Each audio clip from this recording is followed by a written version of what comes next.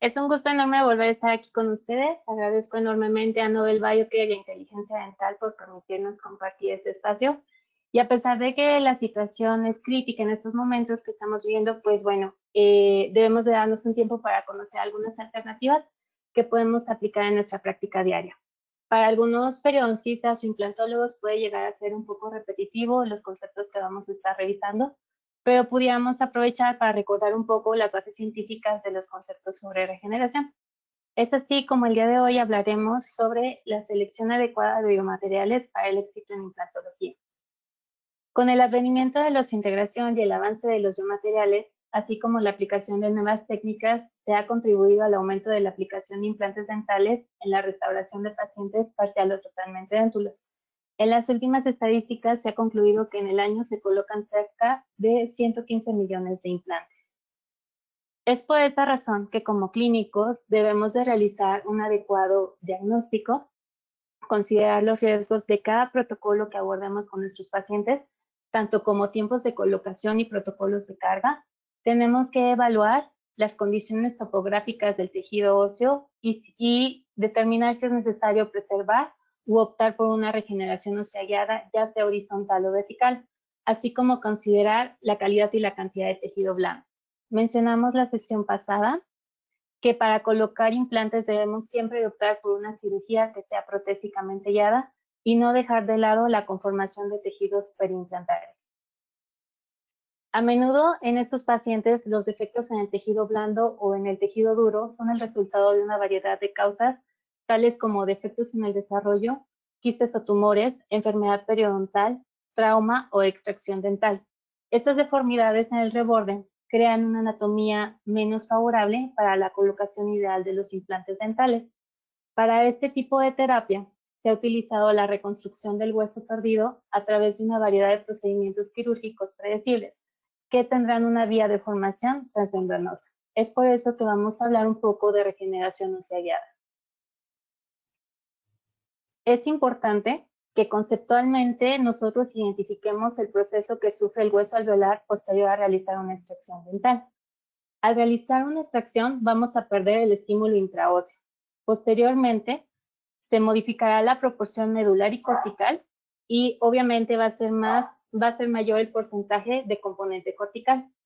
Después se comenzará a disminuir la proporción horizontal y vertical por el cambio de componentes y va a existir por la propia pérdida de hueso un colapso gingival que ocasionará que los dientes adyacentes a la brecha desdentada presenten migración.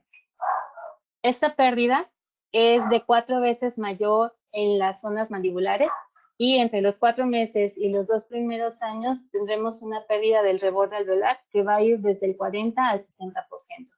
Aunado a esto, la gran mayoría de los pacientes presentan alguna prótesis removible que ocasionará una compresión compresión ósea que llevará consigo un colapso mayor. La pérdida de hueso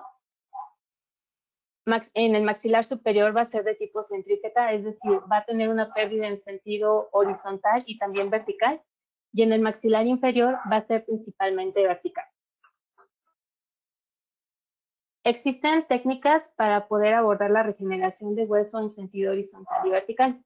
Principalmente, hoy nos vamos a centrar en los defectos de tipo horizontal, los cuales pueden ser abordados con alguna de las siguientes técnicas, dependiendo de la cantidad de tejido óseo que necesitamos regenerar. Se ha propuesto la distracción osteogénica para colapsos mayores de 7 milímetros. También se ha propuesto la expansión de corticales para una ganancia de 4 milímetros. Bloques óseos para zonas con una demanda mayor a 4 milímetros. Regeneración ósea guiada para que nos da una predictibilidad de una ganancia de 4 a 5 milímetros. Y la utilización de implantes estrechos sin la necesidad de realizar algún tipo de injerto. Es así cómo se crea el concepto de regeneración. La Academia Americana de Periodoncia la define como la reproducción o la reconstitución de una parte perdida o lesionada de manera similar o idéntica a su forma original. Dentro del concepto de regeneración, nosotros vamos a tener dos conceptos, lo que es la regeneración periodontal y el término propiamente dicho es regeneración tisular guiada, definida por la misma academia como la restauración de los tejidos periodontales perdidos o disminuidos, incluyendo cemento, ligamento periodontal y hueso alveolar. Y por otro lado, vamos a tener lo que es la regeneración ósea guiada, que es un método aplicado para la reconstrucción del hueso alveolar y tratar las deficiencias óseas pre y perimplantales. Lo que tienen en común es el uso de membranas de barrera que se utilizan para excluir las células epiteliales y las células del tejido conectivo, permitiendo así la promoción de células osteogénicas. La regeneración ósea, en general, tanto hablando de regeneración ósea guiada y regeneración tisular guiada, tuvo sus inicios en 1956, en donde Hurley propone la fusión ósea de la médula espinal.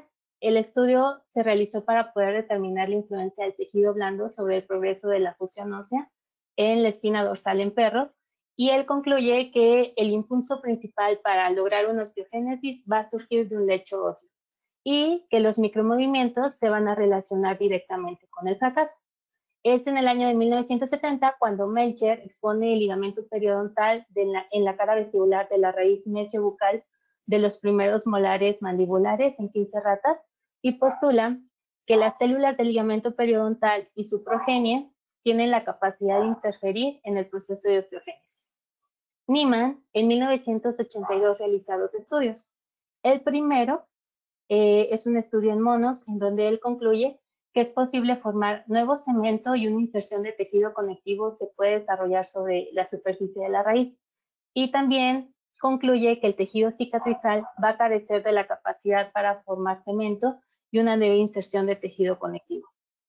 Es en este mismo año donde Niemann probó el concepto de regeneración periodontal clínicamente en humanos y concluyó que las células que tienen acceso a un sitio específico determinarán el tipo de tejido que se formará en este espacio, y propuso que la exclusión celular es fundamental mediante la utilización de una barrera que permita la oclusión celular. Es en 1990 donde Seiber y Niemann realizan un aumento de cresta en perros y en sus exámenes histológicos confirmaron que el espacio de crecimiento óseo se dio a los 90 días. Se dieron cuenta que la regeneración ósea guiada es viable cuando el tejido conectivo es excluido por medio de una membrana. Es en 1994 donde Siemens realiza regeneración ósea sobre implantes de manera predecible. Es en 1988 donde Dallin realiza un estudio para evaluar la curación de los defectos óseos en ratas y verifica efectivamente que la formación de tejido conectivo es en un ritmo mucho más rápido en comparación con el tejido óseo que tarda 9 semanas para que nosotros podamos tener una consolidación completa del lado de la membrana. Y es en el 2014 donde Liu concluye que tenemos una curación del tejido blando en aproximadamente de 40 a 60 días después de la intervención y que vamos a tener una maduración del tejido duro dependiendo del injerto que nosotros coloquemos, que va a ir de los 4 a los 6 meses. Es aquí donde surge la importancia del uso de membranas de barrera para que nosotros podamos tener una regeneración ósea guiada de manera predecible. Y es por esto que es necesario que recordemos los principios biológicos de la regeneración, sea tisular o sea ósea guiada. En los principios de regeneración, nosotros debemos de buscar siempre un cierre primario de la herida. Debemos de proveer una angiogénesis efectiva del sitio, tenemos que estabilizar el coágulo sanguíneo y tenemos que mantener el espacio. Las membranas de barrera de colágeno son soluciones regenerativas, ya que tienen la finalidad de separar los compartimentos de tejido blando y duro. Se pueden definir como materiales biológicamente inertes, las cuales van a separar los tejidos, previniendo la migración celular. En este caso, Nobel Biocare tiene a la mano o tiene a su disposición la membrana Creos Genoprotect, la cual es una membrana de barrera compuesta principalmente de colágeno y que servirá para mantener los compartimentos de los tejidos separados y es una excelente opción para la integración del tejido. Las membranas están diseñadas para poder ofrecer diferentes alternativas de tratamiento a nuestros pacientes en sus diferentes abordajes quirúrgicos para regeneración tisular guiada y para regeneración ósea guiada. Algunos de los tratamientos en los cuales podemos utilizar estas membranas son para defectos perimplantares, aumentos de cresta ósea, aumentos horizontales y verticales, alvéolos post-extracción, elevaciones de piso de seno y regeneraciones periodontales. La importancia de utilizar una membrana de colágeno como una barrera entre los tejidos en la terapia implantológica se sustenta en el siguiente artículo. Este es un estudio longitudinal con un seguimiento de 5 años, en donde se realizó la colocación de implantes y regeneración ósea guiada de manera simultánea. Fueron tratados 75 pacientes y 112 implantes tipo Brannemark. Estos pacientes fueron tratados con Biosic BioGuide y para llevar a cabo la investigación se realizó un protocolo de boca dividida, es decir, una mitad de la boca no se realizó regeneración y en el lado opuesto sí se realizó regeneración ósea. Los pacientes fueron evaluados a los 6, a los 12 meses durante un periodo de observación de 5 años y se evaluó la supervivencia del implante, el nivel de hueso marginal, la presencia de placa entobacteriana, afecciones de la mucosa perimplantaria, la altura de la mucosa queratinizada, el nivel del tejido blando marginal. Entonces se dan cuenta que la tasa de supervivencia varió del 93% en los implantes que no tenían regeneración ósea hasta un 97% en los implantes que presentaron una regeneración ósea guiada simultánea. Las membranas de barrera en odontología van a tener diferentes requerimientos necesarios. Principalmente tienen que ser biocompatibles. Tienen que ofrecer al sitio estabilidad. Tienen que permitirnos realizar la exclusión celular. Tienen que mantener el espacio y nos tienen que ayudar a tener una fácil manipulación durante su manejo clínico. Las membranas fueron desarrolladas desde 1990 y existen básicamente 2 tipos de productos biológicamente reabsorbibles. Es en lo único que nos vamos a centrar hoy, en las membranas de tipo absorbibles. Entre estos 2 tipos vamos a tener membranas naturales y membranas sintéticas. Dentro de las membranas naturales vamos a tener las que son hechas de poliuretano, de ácido poliláctico, de copolímeros y también mezclados con éster o ácido cítrico. Y dentro de los biomateriales naturales vamos a tener las membranas hechas principalmente de colágeno tipo 1 y tipo 3, que van a ser provenientes de animales, principalmente de sus tendones, de la dermis, del pericardio bovino o porcino, o también colágeno reticulado de piel de cabra. En su caso, la membrana Creos presenta diferentes propiedades que simplifican su manejo clínico. Va a crear como tal una barrera física por su composición rica en colágeno, protege el espacio evitando la migración del tejido blando para así permitir la formación de hueso. Es una membrana biodegradable, es decir, que se puede descomponer en los elementos que la conforman debido a la acción biológica del cuerpo. Es completamente biocompatible, que es la capacidad de estar dentro del cuerpo y se considera segura, que no presenta como tal una transmisión de virus porcinos. Va a permitir la formación de nuevas arterias y venas, integra los tejidos de manera adecuada, es una membrana completamente hidrófila y es una membrana que nos va a brindar estabilidad, resistencia y alta fijación. Es muy fácil de manipular y nos ofrece alta calidad. Poco a poco vamos a ir revisando cada uno de estos conceptos. Entonces, principalmente va a servir como una barrera física. Presenta un entrecruzamiento del colágeno que va a permanecer por largo tiempo. Este entrecruzamiento es de tipo natural y ofrece una resistencia mayor a la degradación, prolongando su función. La temperatura de la degradación del colágeno naturalmente es de 49 grados centígrados. La membrana Creos se va a degradar en una temperatura de 55 a 55.1 grados centígrados. Ofreciendo un mayor tiempo para su degradación. Se realizó un estudio en el que se tenía como objetivo comparar la resistencia mecánica de las membranas de colágeno sin entrecruzamiento químico y con entrecruzamiento químico. Las membranas de colágeno con entrecruzamiento químico proporcionan un mayor tiempo de degradación, pero ojo, también van a presentar una tasa de exposición significativamente mayor que va a ir hasta el 70.5%. La exposición de las membranas tiene un efecto negativo en los resultados de la regeneración ósea. También esta membrana va a presentar una velocidad de biodegradación más lenta debido al entrecruzamiento natural, así como una alta integración en los tejidos. En esta ilustración podemos observar, principalmente describimos la biodegradación prolongada, que se va a alcanzar por medio de un entrecruzamiento artificial, ¿ok?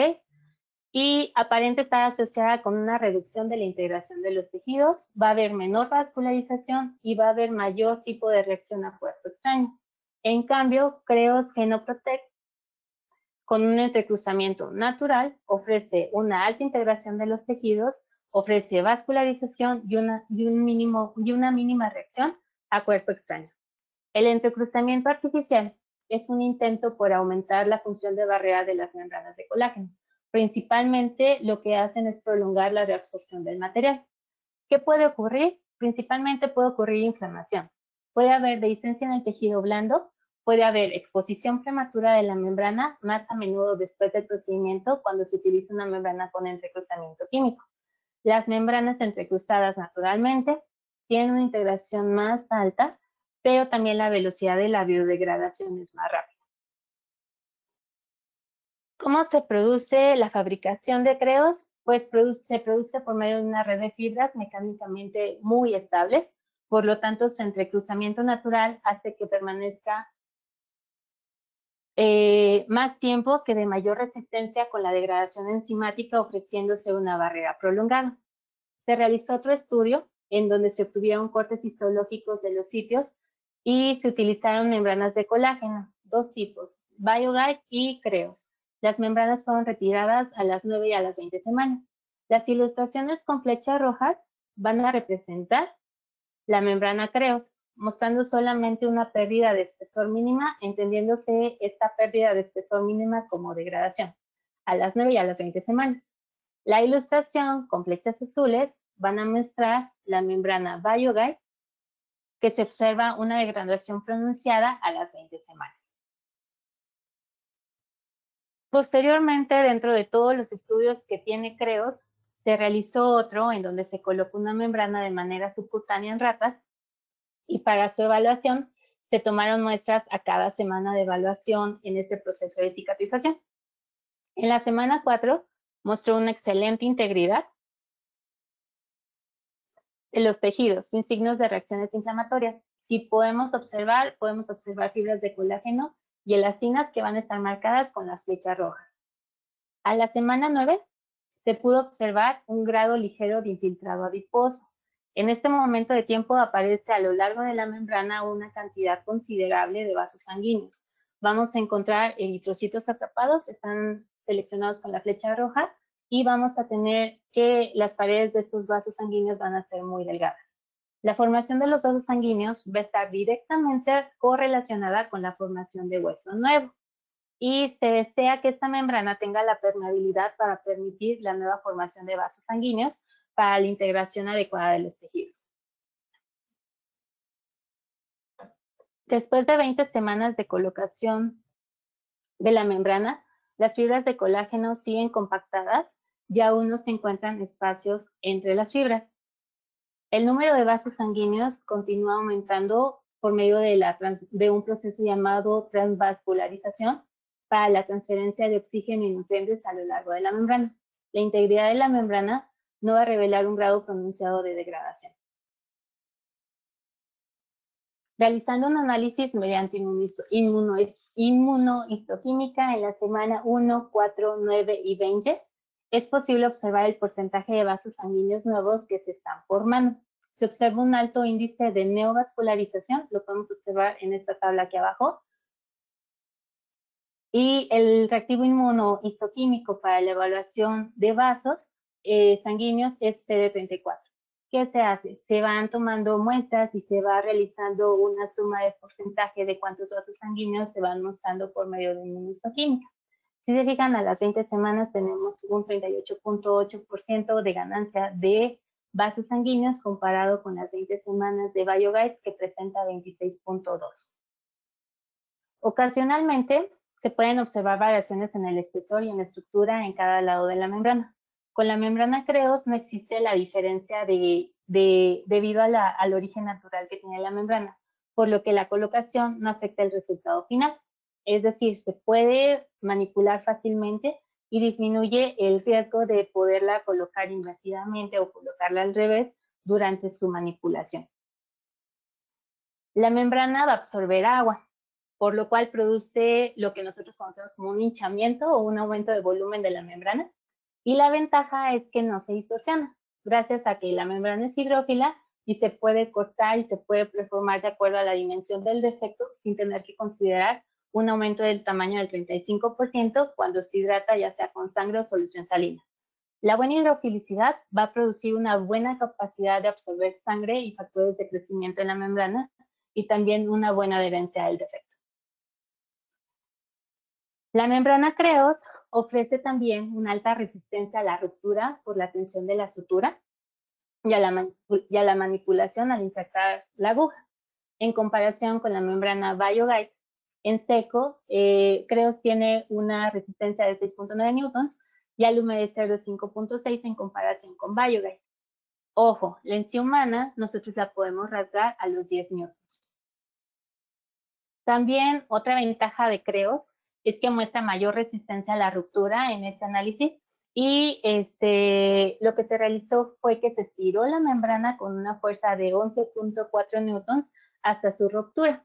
BioGuide presenta una ruptura a los 5.5 newtons aplicados en esta fuerza de tensión.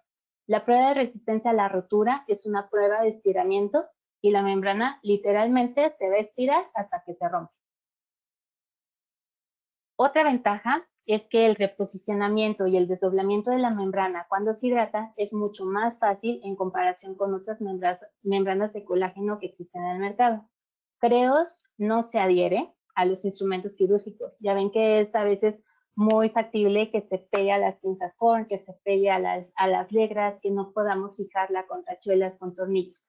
Entonces su aplicación y su manipulación realmente son muy sencillas. Únicamente es al tacto, no se pega ni siquiera al injerto y tampoco se pega al instrumento. Por eso su manipulación se vuelve mucho más sencilla. Creos se ha fabricado utilizando un proceso de fabricación controlado y estandarizado. Tiene su marca de aprobación y es clasificado como un dispositivo médico clase 3. Las materias primas para la producción se han cosechado en plantas certificadas en la Unión Europea y en Alemania bajo controles veterinarios estrictos. Y, ojo, las membranas Creos no se pueden reesterilizar.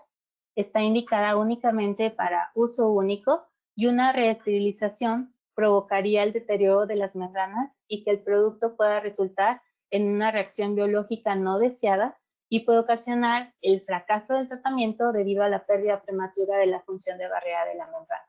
Entonces, hay que tener mucho ojo en no pensar que la membrana puede ser reutilizada en otro paciente. Entonces, en resumen, tenemos que principalmente la membrana Creos puede ofrecernos un fácil manejo, permite que la hidratación de la membrana simplifique la manipulación. Tenemos una alta estabilidad dada por la resistencia mecánica y la tensión. Nos va a servir como una barrera prolongada por la resistencia que nos ofrece a la degradación temprana y nos ofrece una excelente integración a los tejidos para la formación temprana de vasos sanguíneos y la aceptación de los tejidos. ¿Cuáles son las presentaciones que vamos a tener para Creos? Tiene diferentes presentaciones que nos va a permitir solucionar todos los protocolos quirúrgicos que nos demanden los pacientes. Tenemos la presentación de 15 por 20, 25 por 30 y 30 por 40. Y es así, ya introdujimos un poquito con el tipo de biomateriales que se pueden utilizar, pero quiero retomar el caso clínico que abordamos la sesión pasada. Tenemos a nuestra paciente femenina de 24 años de edad, que se presenta a la clínica y se observa la presencia de aparatología de ortodoncia. Tenemos un open coil en la zona del 23 para el mantenimiento del espacio y la calidad del tejido blando se observa un margen gingival inflamado con zonas eritematosas, la presencia de placa enterobacteriana, concluyendo que la higiene de la paciente realmente no es tan eficiente. Haciendo un acercamiento en la fotografía oclusal, observamos un ligero colapso en el tejido blando en sentido vestíbulo palatino y en la fotografía lateral izquierda tenemos la presencia de un adecuado nivel de tejido blando en sentido apicocoronal. Para poder evaluar el tipo de defecto que se presenta en nuestros pacientes a lo largo de la historia se han propuesto diferentes tipos de clasificaciones. Tenemos la clasificación de Saber, la clasificación de Allen, la clasificación de Lejomizar y también la clasificación de Misch y Judy. ¿Qué es lo que pasa? Que estas clasificaciones tampoco nos ayudan a evaluar cuánto es la cantidad de tejido blando que está presente en nuestro paciente. Es por eso que podemos optar en utilizar la clasificación de Wang, el cual lo va a clasificar en clasificación tipo horizontal, clasificación vertical y una clasificación combinada de estos defectos. Y lo subdivide en S, M y L. Es decir, vamos a tener un tipo de S cuando tengamos una clasificación o una pérdida de hueso menor a 3 milímetros. Vamos a tener un tipo medio cuando tengamos una pérdida de hueso que va de los 4 a los 6 milímetros y una L cuando tengamos una pérdida mayor a 7 milímetros. ¿Cuál es la ventaja de esta clasificación? Principalmente que Wang nos ofrece un árbol de decisiones en el cual nosotros podemos identificar en qué etapa está nuestro paciente, cuál es el defecto que está presentando nuestro paciente y nos permite poder escoger cuál va a ser el tratamiento dependiendo del defecto que está presentando el paciente. Para realizar un acertado diagnóstico preimplantológico, va a ser necesario recurrir a las herramientas disponibles para la evaluación de las zonas a tratar. En el análisis tomográfico se pudo observar un reborde óseo insuficiente. Tenemos la presencia en sentido vestíbulo palatino de 2.6 milímetros, 2.6 milímetros y 1.26 en la parte más apical.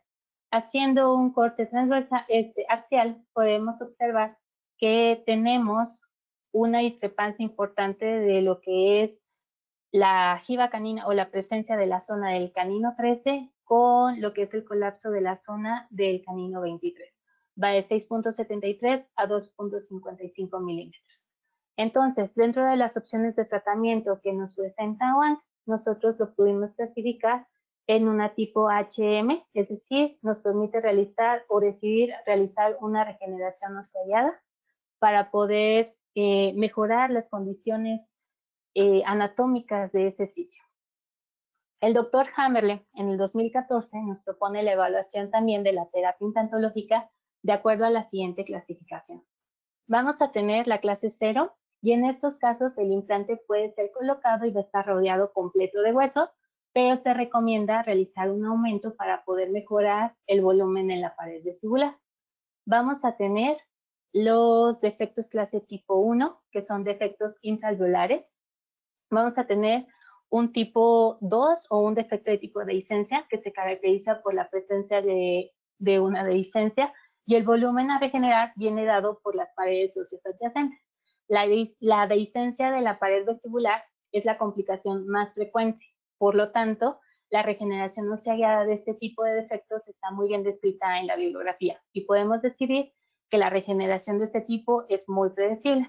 En el sector posterior y en zonas de demanda estética, la regeneración con sustitutos óseos particulados y membranas reabsorbibles va a ser el tratamiento de elección. Y de esta forma vamos a poder lograr un aumento de grosor en la pared vestibular.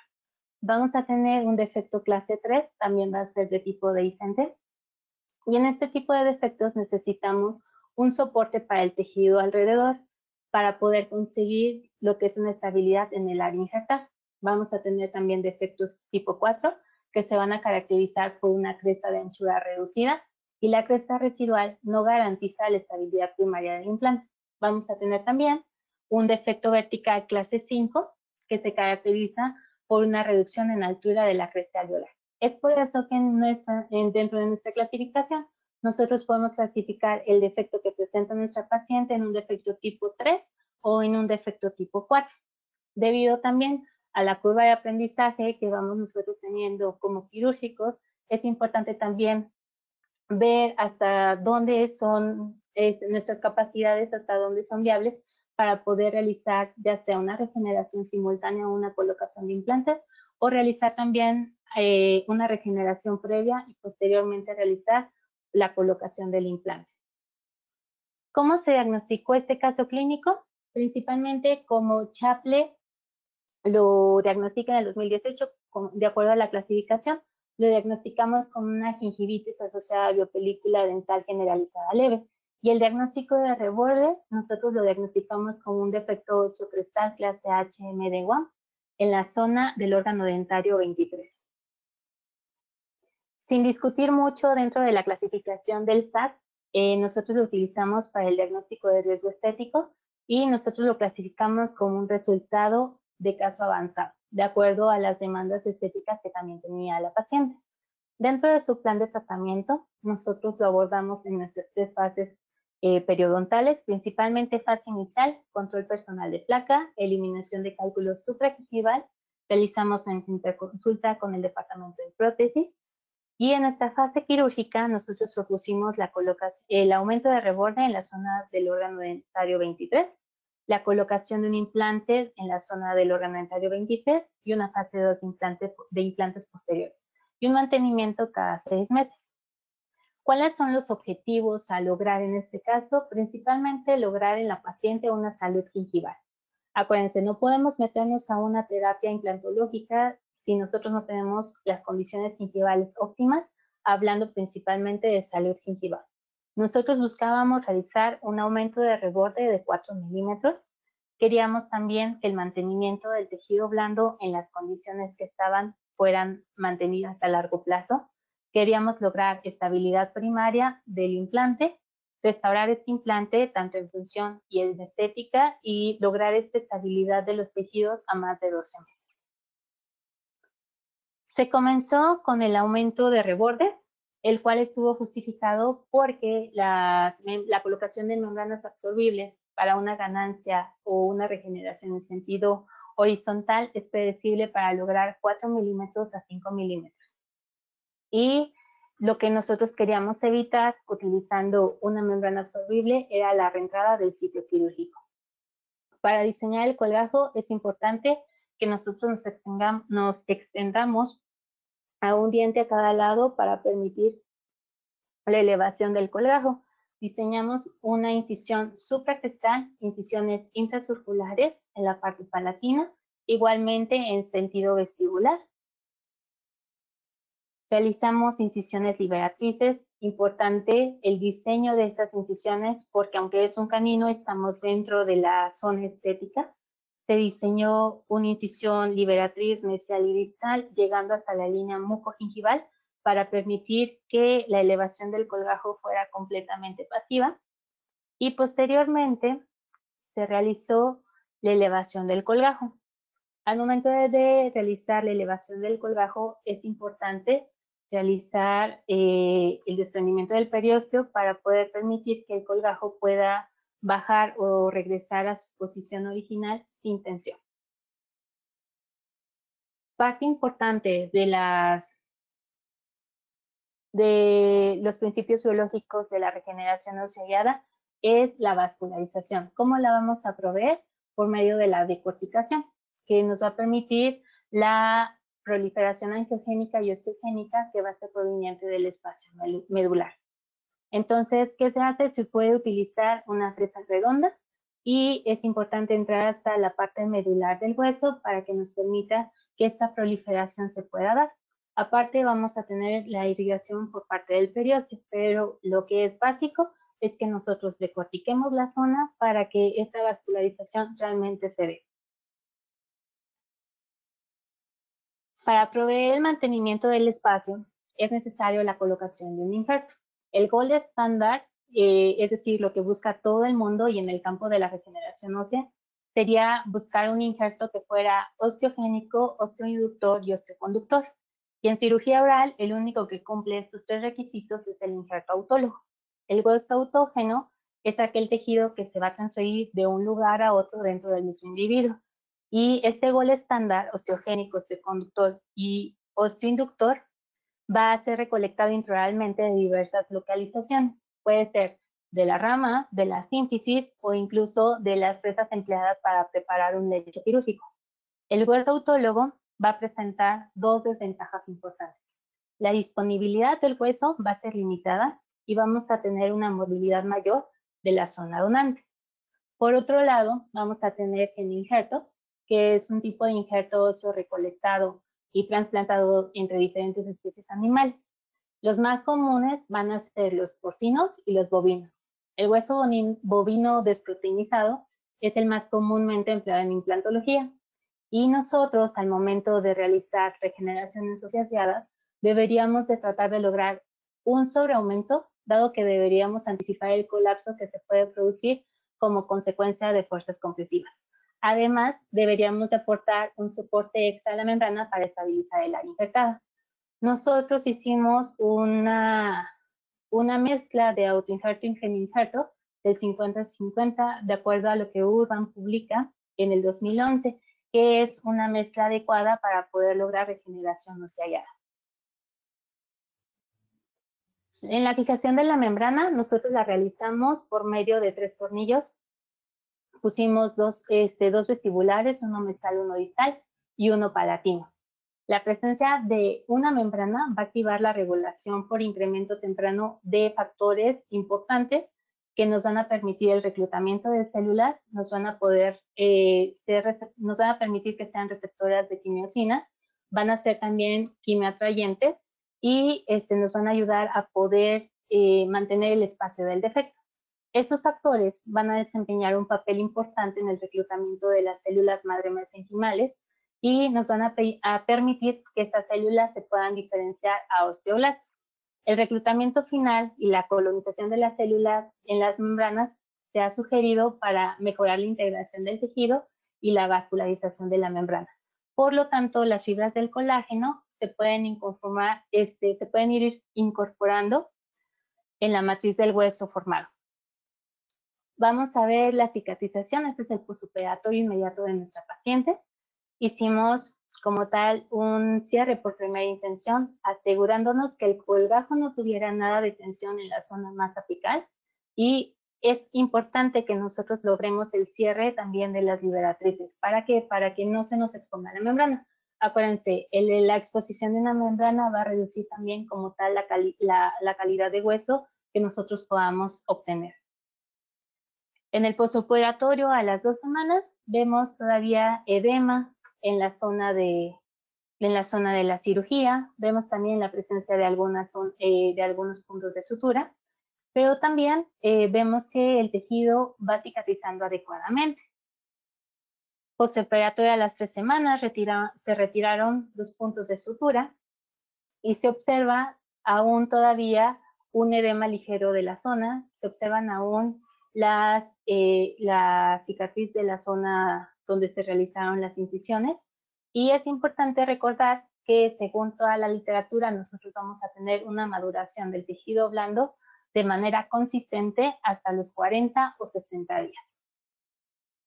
Importante que nosotros no dejemos de lado cómo es que cicatriza el hueso. A las 2 semanas nosotros vamos a tener el inicio de la neovascularización de esa zona. Al mes vamos a tener aumento de los vasos sanguíneos en esa zona. A los 2 meses vamos a tener ya la presencia de un hueso vital no formado o tejido osteoide. A los 4 meses vamos a tener ya la vascularización completa de esa zona. Y a los 8 meses nosotros vamos a tener la presencia de un hueso maduro, vamos a tener la disminución de la vascularización, y es importante que nosotros no dejemos de lado esta última parte. Si el tejido óseo que nosotros regeneramos no se estimula, va a comenzar con un proceso de reabsorción ósea. Esta es la provisionalización de nuestra paciente. Colocamos un puente tipo Maryland. Obviamente hicimos un poco de presión en esta zona, por eso es importante que nosotros coloquemos un poco más de injerto para prever la pérdida por la compresión ósea que podamos ocasionar, y también por la pérdida de hueso que puede haber en este proceso de remodelación. Este es nuestro tejido en la evolución de los 6 meses, que fue lo que presentamos en nuestra sesión anterior. En nuestra sesión anterior nosotros presentamos a partir de este momento. Tenemos la evolución a los 6 meses de nuestro caso de aumento de reborde, tenemos el mantenimiento del tejido blando, una presencia adecuada de tejido queratinizado en sentido ápico-coronal, una ligera migración de la línea mucogingival, pero es viable, y por este mantenimiento adecuado de los tejidos blandos fue que nosotros quisimos optar por realizar una cirugía guiada. Un acercamiento de la zona, vemos el adecuado mantenimiento de de la zona con la regeneración ósea guiada. Vemos también que los tejidos, en comparativa con la fase inicial de nuestra paciente, realmente están adecuados. Hay un un mantenimiento adecuado de la higiene oral por parte de nuestra paciente. Y vemos que en esta foto ya no se puede ver el colapso horizontal que estábamos presentando inicialmente. Nosotros hicimos nuestro análisis de imagen de seguimiento por medio de una radiografía. Esta es parte de la tomografía que nosotros evaluamos y están presentes los tornillos de fijación. ¿Qué fue lo que hicimos? Nosotros queríamos no hacer un reabordaje, pero los tornillos ya estaban translúcidos en esa zona. Ya que estaban ahí translúcidos, nosotros lo que hicimos fue, se realizaron incisiones muy pequeñas para poder retirar los tornillos y esto fue 3 semanas antes de realizar la cirugía de colocación de implantes. Tenemos la presencia de un adecuado mantenimiento de la regeneración ósea en esa zona y vamos a ver una comparativa tanto en corte axial como corte coronal de nuestra regeneración.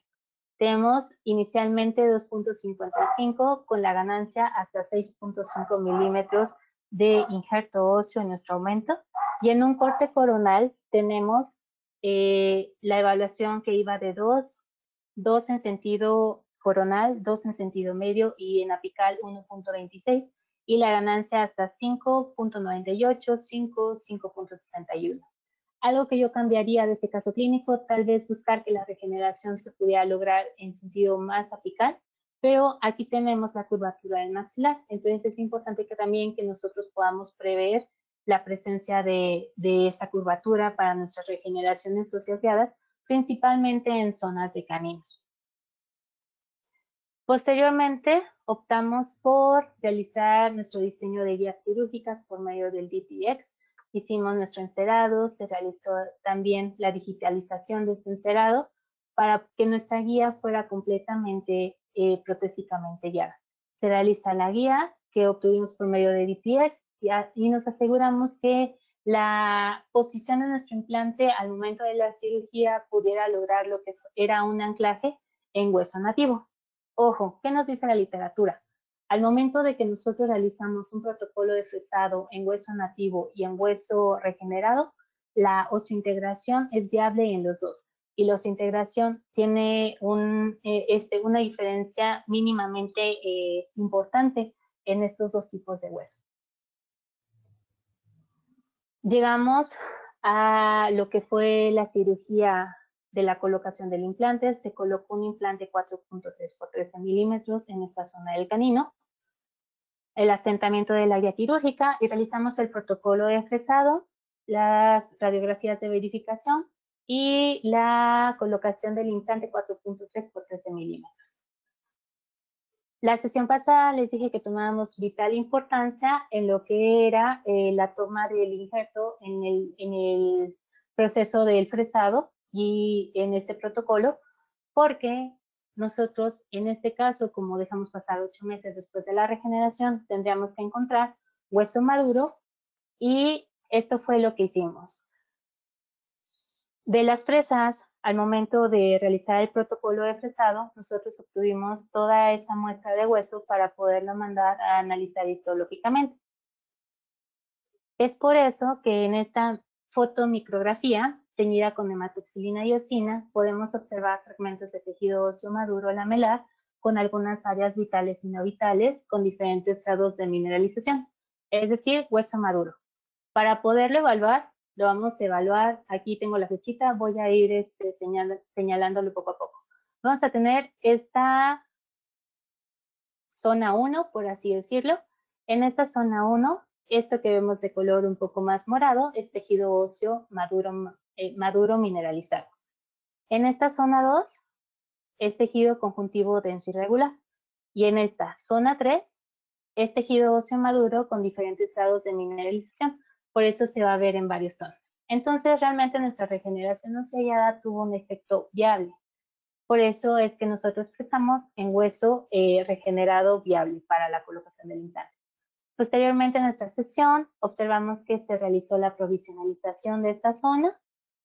Este es el asentamiento adecuado del aditamento provisorio que se mantuvo para poder perfilar un poco el tejido y esa es la rehabilitación final. en donde observamos un poco de eritema por la manipulación y también la palatinización del lateral del órgano dentario 22, que posteriormente por medio de ortodoncia pudimos llevar a su posición final adecuada. Esta es la rehabilitación final, en donde podemos observar un mantenimiento adecuado de las papilas, que era principalmente nuestro riesgo importante. Aunque teníamos un buen volumen de tejido blando en esta zona, nosotros necesitábamos crear las papilas en esta zona ya que estaban perdidas. Este es el asentamiento final de nuestro aditamento. Esta es la rehabilitación final. Y hablábamos un poco de lo que era el éxito en implantología. Esta parte la vimos muy rapidito en la sesión pasada, pero el PES, el Peeling Aesthetic Score, se centra en evaluar el tejido blando. Vamos a evaluar altura de papila mesial, altura de papila distal, la curvatura de la mucosa vestibular. Vamos a evaluar el nivel de la mucosa periimplantaria vestibular y el color de tejido blando en el aspecto del implante. Y a estos 5 criterios se les va a asignar un valor de 2, de 1, de 0, haciendo una comparación con los tejidos contralaterales. ¿Por qué es importante realizar un índice estético rosa? Porque nosotros podemos evaluar la manipulación del tejido blando que como periodoncistas o como quirúrgicos tuvimos durante la colocación o la regeneración ósea guiada de nuestro paciente. Otra ventaja u otra herramienta que nosotros podemos evaluar es el índice estético blanco. Se centra únicamente en la parte visible de la restauración y va a contribuir en los siguientes 5 criterios. Se otorga una clasificación de 2, 1 y 0 comparando la corona clínica y estos criterios son contorno de la corona clínica, volumen de la corona clínica, el color, la textura de la superficie, la translucidez y la caracterización. El objetivo es poder evaluar de manera lo más objetivamente la restauración, pero también el tejido blando y poderlo ver objetivamente, como lo he mencionado, cómo es el éxito de la colocación de este implante. Y eso tiene mucho que ver también con la aceptación del paciente del tratamiento. Este es nuestro resultado final. Así inicia nuestra paciente. Se presentó con eritema en varias zonas, en todo el margen gingival, el colapso óseo presente. Tenemos una mala higiene dental y este es el término de nuestra paciente. Tuvimos en este análisis estético, tanto blanco como rosa, una sumatoria de 17. Belzer lo propone que a partir de 14 es viable tener un éxito estético en nuestros tratamientos.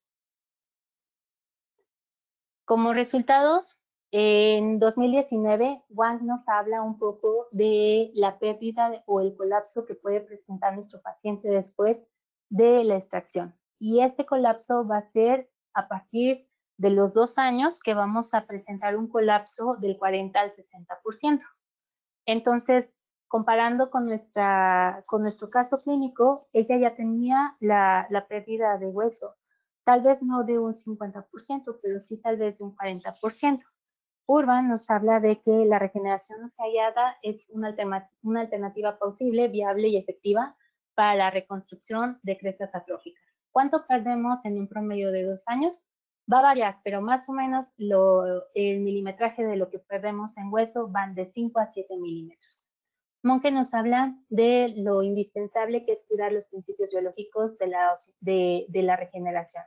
Cierre del colágeno sin tensión, estabilidad del injerto y el uso adecuado de una membrana van a ser determinantes para el éxito. Entonces, nuestro estudio histopatológico reportó la presencia de tejido óseo maduro con diferentes grados de mineralización compatible para la colocación del implante de la zona. También otra cosa que se ve en nuestra toma de injerto son áreas de necrosis. Acuérdense que nosotros al momento de realizar el protocolo de fresado ocasionamos un sobrecalentamiento de la zona. Entonces también es importante que no olvidemos la irrigación durante nuestros protocolos. Entonces, para la regeneración ósea guiada y para poder tener predictibilidad, CREOS ofrece una experiencia diferente debido a que tiene diferentes presentaciones para cada abordaje quirúrgico. Creos ha sido fabricada bajo altos estándares de calidad y su presentación comercial es completamente estéril. Se presenta en una caja con un empaque, dentro viene un empaque con la descripción del producto y por último viene un empaque sellado y completamente esterilizado que está listo para poder ser utilizado. Esta membrana debe de ser manipulada adecuadamente. Ahí estamos abriendo el empaque de la membrana y esa es la membrana que está lista para utilizarse. Para la utilización es viable que nosotros podamos preformar con algún otro tipo de material antes de utilizar la membrana. Esta membrana debe ser manipulada adecuadamente y va a estar compuesta principalmente de colágeno de origen porcino y de fibras de elastina, que son las que ofrecen una alta resistencia mecánica. La membrana está formada principalmente por fibras de colágeno entrelazadas y en estas imágenes podemos observar el entrecruzamiento tan compacto que presentan las fibras que componen la membrana. Va a ofrecer una facilidad importante para adaptarse al área del defecto sin modificar sus propiedades. Es decir, se puede cortar y se puede adaptar al defecto sin el riesgo de perder sus propiedades. Puede colocarse hacia cualquier lado de la membrana. Ahí le están recortando y podemos ver que tiene un asentamiento adecuado hacia la superficie ósea. Su potencial hidrofílico ocasiona un mínimo incremento en su volumen al hidratarse. Va a presentar una alta resistencia tanto a la tracción y al desgarro. Ya después de ser hidratada, recordamos que tiene es bastante resistente, incluso más que el desgarro a la encía de 10 newtons, permite la fácil separación del tejido y su reposicionamiento. La membrana brinda una excelente neovascularización en la zona y permite una compactabilidad adecuada de los tejidos. Es una membrana que ofrece una alta estabilidad y una función de barrera extendida fetal. Es vital que para todas nuestras cirugías no olvidemos los principios biológicos que he estado recalcando a lo largo de esta plática. Principalmente necesitamos un cierre primario de la herida, necesitamos buscar angiogénesis de la zona que nos permita que esta membrana pueda ser revascularizada, tiene que permitirnos estabilidad del coágulo sanguíneo y un mantenimiento adecuado del espacio. Y es así como concluimos la sesión del día de hoy. Dejo accesibles los sitios para continuar en comunicación, ya sea por vía Gmail o por redes sociales, donde pueden encontrarme como Saray Cuellar, donde seguiremos subiendo consejos para poder sobrellevar los retos clínicos que se van a ir presentando en el día a día en nuestra práctica privada.